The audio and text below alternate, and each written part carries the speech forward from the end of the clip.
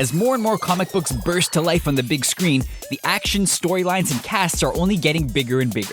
As a result, some of the simple mistakes and errors that would normally be caught in editing are slipping through more than ever. And as audiences grow more and more excited to see their favorite heroes on screen, some massive mistakes have gone completely unnoticed. Here are Screen Rant's 10 huge mistakes in superhero movies. General Zod's faulty clock. Although Man of Steel star Clark Kent spent his entire life keeping his alien heritage a secret, General Zod spills his secret to the entire world. When the Kryptonian first arrives on Earth, he broadcasts a message in multiple languages around the globe, telling people in America and Asia that they are not alone. Seeing people huddled around their campfires or TVs and learning that an alien lives among them is a powerful image. But think about it. All the scenes are set at night, no matter which side of the planet they're on. It doesn't quite add up. Since the message of the scene is to unite all of Earth in fear, fans will likely be willing to overlook it. Turned around Tumbler. Christopher Nolan isn't afraid of leaving a few errors in his films. The thrills or twists they bring with them are usually worth it in the end. In the case of his reimagined Batman, the director bet that audiences would be too thrilled to see the new Dark Knight in action with his signature set of wheels to notice a few major mistakes. During Bruce's first test drive of the camo-patterned Tumbler, he brings the vehicle to a dramatic stop with a sudden slide. But a closer look reveals that Bruce turns the wheel hard left to stop, while the car ends up sliding to the right. Either that's an editing mistake or this vehicle is really difficult to pilot. Crowded chase. Oh no, we're not done with Nolan's Batman Begins. When the Dark Knight finally takes his new Tumbler into the field, Gotham City police pursuit has him cornered atop a large parking structure. With cops swarming, Nolan clearly hoped audiences would be too excited or caught up to notice the massive group of crew members and cameramen on set, completely exposed by a police chopper's searchlight. And he was probably right. Wolverine's faulty skull. When Wolverine and Rogue pay a visit to Bobby aka Iceman's family in X2 X-Men United, the mutant's brother calls the police who ambush the entire group on the house's front porch. A jumpy police officer drops Wolverine with a bullet to the head, taking the situation from bad to worse. Fans knew that Wolverine's healing factor would bring him back to the fight in no time, but the actual shot doesn't make much sense considering the nearly invincible hero's usual fighting skills. The first question is how the bullet managed to lodge itself in his head in the first place. A skull made of indestructible adamantium means the bullet should have glanced off harmlessly instead of embedding itself in his forehead. Why he was knocked unconscious doesn't make sense either. Despite making his claws and bones unbreakable, is the same metal useless at protecting his brain? Of course, there's always the chance that the cop was firing adamantium bullets, but that seems like a long shot. Shield logic.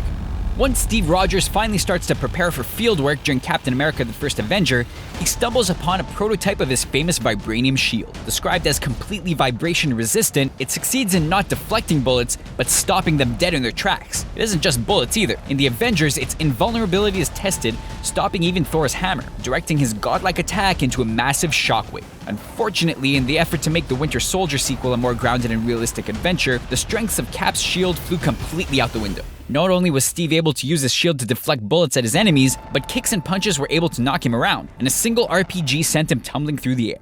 A shifting Pentagon. Considering just how much X-Men Days of Future Past deals with time travel and rewriting history, plenty of inaccuracies can be explained away as slightly different in the alternate timeline. Although we're fairly certain that in all realities, the Pentagon is technically located in Arlington, Virginia, not Washington, D.C., as the movie claims. A rogue kitty. Most fans know that the original cut of Days of Future Past had the team of future X-Men seeking help from Rogue after an unconscious Wolverine mortally wounded Kitty Pryde. With Kitty's health failing, Rogue was brought in to absorb her power and take over. In the end, Kitty was simply shown to tough it out in the finished version, but the filmmakers didn't remove the previous storyline completely. When a wounded Magneto slides to the ground as the final battle reaches its conclusion, Kitty is supposed to be maintaining the link to the past. However, she can just be spotted slumped on the floor next to him. Her unique costume design is pretty hard to miss. Extremis Measures. Not every Marvel fan was happy to see Tony Stark separated from his signature armor in Iron Man 3, but his gift for invention and careful planning showed he was a threat with or without his suit. Even so, the filmmakers may have turned a blind eye to a few mistaken details. The brilliant Dr. Maya Hansen threatens to inject a syringe carrying 1200 cc's. 1200 cc's, a dose half of this size, I'm dead. An amount equal to 1.2 liters. It's an odd mistake for a character to make, but it wasn't the movie's only inaccuracy. Tennessee Express. Iron Man 3's questionable math continues when Tony realizes his suit in Tennessee has finally been powered online. Stark asks the henchman on hand exactly what distance the armor pieces need to travel to reach it. What's the mileage count between Tennessee and Miami? 832 miles. The suit bursts in just minutes later. a major problem once fans start doing the math. The payoff is worth it, but the idea that the pieces could travel around 7,000 miles per hour proves that comedy beat out actual physics in this case. Identity crisis. For all its action, the first Thor movie served to prove one point: that godly power was a gift, not a privilege. It turned out the Asgardian hero needed to learn some humility. He learned the lesson in the end, saving his father and kingdom from his brother's betrayal. Once Loki was beaten, the would-be king chose to fall into a wormhole in space, eventually making his way to the villain Thanos and back to Earth to fight the Avengers years later. But his family mourned him all the same. Thor even takes a private moment to tell Odin that he could never be as good a king as he was his father. I will never be a wiser king than you. The sentiment is returned at the end of Thor: The Dark World, when Odin asks Thor if he still believes that the father should rule and not the son. You once said there would never be a wiser king than me.